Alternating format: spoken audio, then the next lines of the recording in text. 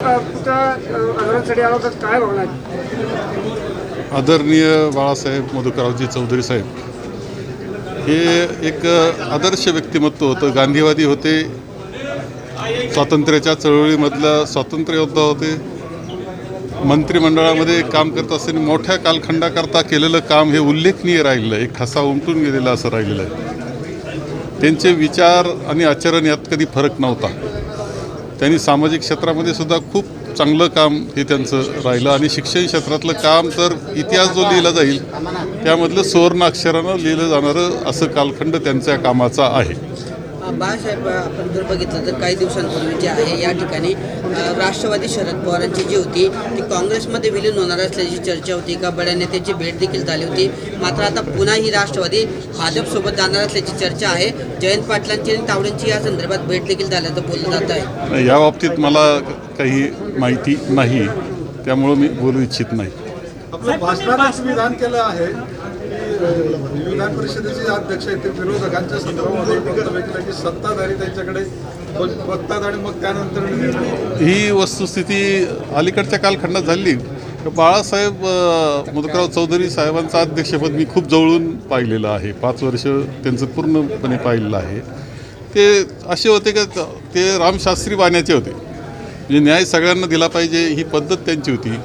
अलीकडच्या कालखंडात आपण पाहतोय ना, म्हणजे लोकसभेत किंवा विधानसभेमध्ये सुद्धा आपल्याला असं दिसतं की अध्यक्ष हा सत्ताधाऱ्याच्या म्हणण्याप्रमाणे चालतो असं साधारणतः चित्र सगळीकडे दिसतं आहे.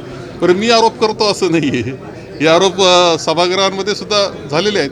असं काही उदाहरण डोळ्यासमोर सांगता येईल तुम्हाला? अनेक उदाहरणं आहेत त्याचे. एक दिवसाचं कशाला तुम्ही सभागृहाचं आता लगेच पहा ना, सभागृहाचं कामकाज चालू आहे.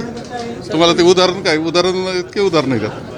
असं वाटत असलं तर तुम्हाला तरी दुसरीकडे विधानसभेमध्ये जे पावसाळी अधिवेशनामध्ये जयंत पाटील असतील किंवा आव्हाड विरोधातले जे आहेत आमदार यांनी नाही आता ते ठीक आहे, परंतु आता एक तर आम्ही जे आहोत विरोधी पक्षामधली आमची संख्या इतकी मर्यादित झालेली आहे. खरं म्हणजे लोकशाहीला हे चांगल्या लोकशाहीचं द्योतक नाही. खरं म्हणजे समर्थ विरोधी पक्ष असणं, संख्याबळ असणं हे महत्त्वाचं असतं. ते आम्ही तिथे कमी आहोत संख्येनं, परंतु ते लढतायत.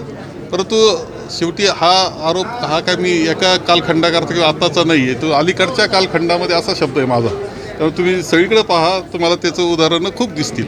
बावनकुळ्यांच्या कामाचं जयंत पाटलांनी जितेंद्र आव्हाडांनी कौतुक केलेलं आहे आज पावसाळी अधिवेशनामध्ये. नाही, काही कामं काही निर्णय, मी महसूल मंत्री म्हणून सुद्धा राहिलेलो आहे आणि असं असतं का खूप संधी असती लोकांकरता काम करण्याची आणि त्यांचे काही निर्णय येत असताना मी पाहतोय की ते निर्णय करण्याचा प्रयत्न त्यांचा दिसतोय की जास्तीत जास्त सुलभता यावी ह्याकरता ते प्रयत्न करताना दिसत आहेत. त्यामुळं काही निर्णयांचं कौतुक केलं असेल, चांगलं काम केलं तर कौतुक केलं पाहिजे. त्यात काय आश्चर्य काय? हे तर खरं निरोगी लोकशाहीचं द्योतक आहे. संपूर्ण महाराष्ट्रामध्ये बघितलं तर आपण पूरस्थिती निर्माण झालेली आहे. एकीकडे आपण जर बघितलं तर उन्हाळ्यामध्ये जेव्हा ताण लागते तेव्हा विहिरी खोदल्या जातात. तशाच पद्धतीची परिस्थिती पूर्ण महाराष्ट्रात आहे. संपूर्ण ठिकाणी पाऊस पडणार असल्याचं हवामान खात्याचा अंदाज होता. मात्र कुठल्याही प्रशासनाने कुठलीही पूर्वयोजना केली नाही आणि त्याचा परिणाम आता नागरिकांना भोगावा लागतो आहे. कुठे बळी जात आहेत, कुठे नाल्यांमध्ये लोक पडत आहेत, कुठे बिल्डिंग कोसळत आहेत, तर कुठे अपघात होत आहेत. अशी परिस्थिती पाहायला मिळते. ही वस्तुस्थिती आहे. खरं म्हणजे अल निनोचा प्रभाव असल्यामुळं पाऊस होईल की नाही अशी भीती वाटत असताना पाऊस झाला ही एक पहिली चांगली गोष्ट आहे. परंतु पावसाकरता काय काळजी घेतली पाहिजे यामध्ये आपण कुठंतरी कमी पडतोय हे सत्ताधाऱ्यांनी ओळखलं पाहिजे आणि त्याच्यात दुरुस्ती केली पाहिजे. खरं म्हणजे अनेक गोष्टी आहेत की खूप घरं पडत आहेत अनेक ठिकाणी. आता मी तर काय पुन्हा मुंबईच्या जो एक्सप्रेस हायवे आहे त्याच्या काय मिसिंग लिंक झालेली आपल्याला दिसते.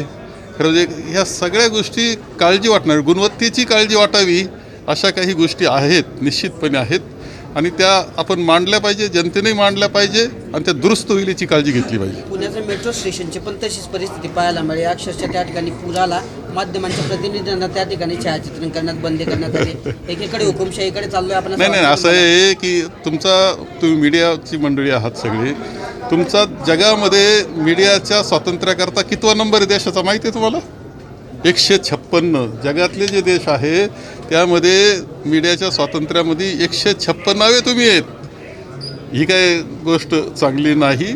शेवटी लोकशाही आहे ना, तर लोकशाही पद्धतीनं ते झालं पाहिजे. त्याला उत्तर देण्याची तयारी ही सत्ताधाऱ्यांनी ठेवली पाहिजे. प्रश्न विचारण्याचा अधिकार हा जनतेचा अबाधित असला पाहिजे, लोकप्रतिनिधीचा अबाधित असला पाहिजे. त्यामध्ये सत्ताधारी जरी असला लोकप्रतिनिधी, त्याने सुद्धा वेळप्रसंगी प्रश्न विचारला पाहिजे, उत्तर घेतलं पाहिजे.